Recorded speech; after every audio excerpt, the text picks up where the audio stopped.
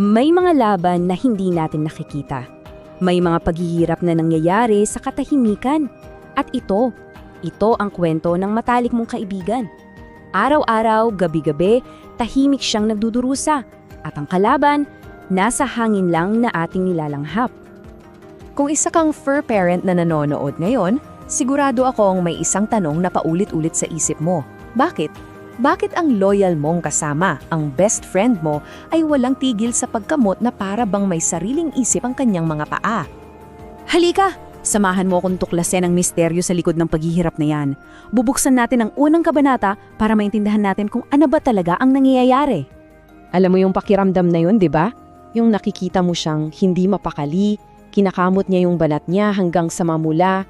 Tapos sa gabi, pagtahimik na ang lahat, maririnig mo pa rin yung kaluskos, yung tunog ng kuko niya sa balat niya. Grabe, nakakadurog talaga ng puso. Siguradong ako, ginawa mo na ang lahat. Pinaliguan mo na ng iba't ibang shampoo, nilagyan mo ng pulbos, sinubukan mo na yata lahat ng sinabi sa'yo. Pero bakit ganoon? Bakit pabalik-balik pa rin? Para kang lumalaban sa isang kalaban na hindi mo makita. At ngayon, ibubunyag na natin ang sikreto.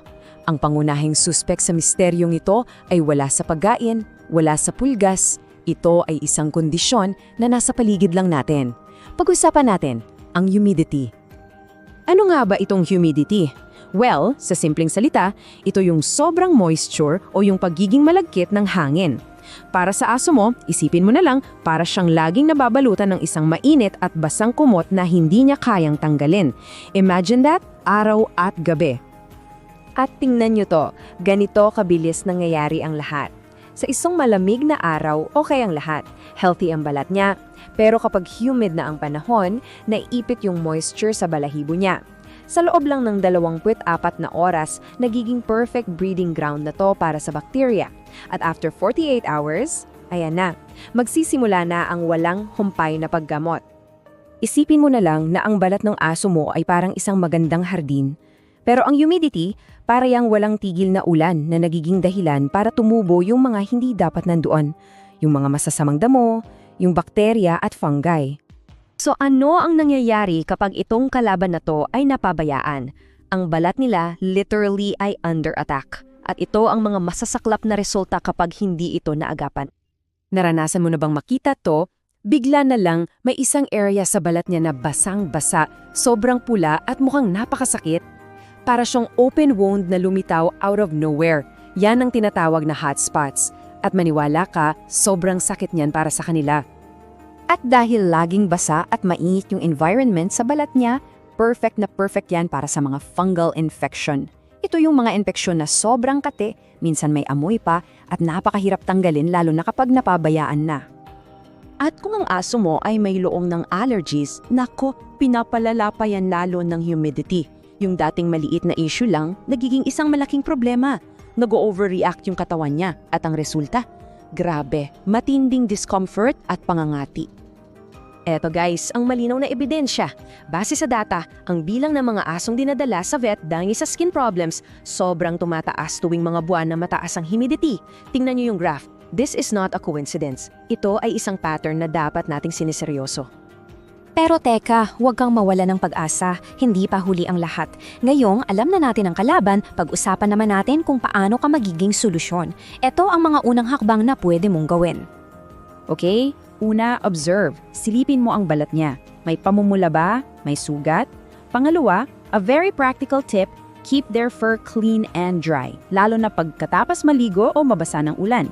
Pangatlo, at ito please pakinggan nyo to, iwasan ang self-medication. Huwag basta-basta maglalagay ng gamot na nakita mo lang online. At ang pang-apat, ang pinaka-critical sa lahat, humingi ka ng tulong. Dahil sa kwentong ito, mayroong isang hero na handang sumagip. Ang tunay na solusyon ay hindi mo makikita sa mga hula-hula. Ang solusyon ay nasa kamay ng isang professional. At sana tandaan natin to, ang pagpapakita ng tunay na pagmamahal ay hindi lang sa pagbibigay ng treats o laruan. Minsan, ang pinakaimportanteng pagpapakita ng pagmamahal ay ang pagkonsulta sa isang professional. Kasi ang totoo, isang lisensyadong veterinaryo lang ang may sapat na kaalaman para malaman kung ano ba talaga ang problema. Fungi ba yan, bacteria, allergies, o baka kombinasyon ng lahat? Sila lang ang makapagbibigay ng tamang diagnosis at higit sa lahat ng tamang gamot na ligtas para sa kanila. So para i-summarize, una, huwag mong baliwalain ang pagkamot. It's a sign. Pangalawa, tandaan mo, ang humidity ay isang seryosong kalaban.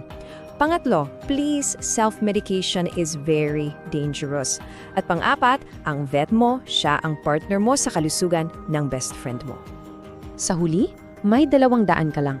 Pwede kang manghula, na madalas ay nagdudulot lang ng mas matagal na paghihirap para sa kanila, o pwede kang kumonsulta sa professional, na siyang direktang daan patungo sa kanilang paggaling. Yung paggamot na naririnig mo, hindi lang yan ingay. Isa yang sigaw ng tulong. Ang best friend mo nang titiwala sa'yo. Kaya ang tanong ko sa'yo ngayon, handa ka na bang gawin ang tamang hakbang? Handa ka na bang maging hero na kailangan niya? Kung love mo ang mga aso, please join our Chill Dog family. Marami pa kaning tips, tricks, at cute moments na parating. Huwag magpahuli, mag-subscribe na!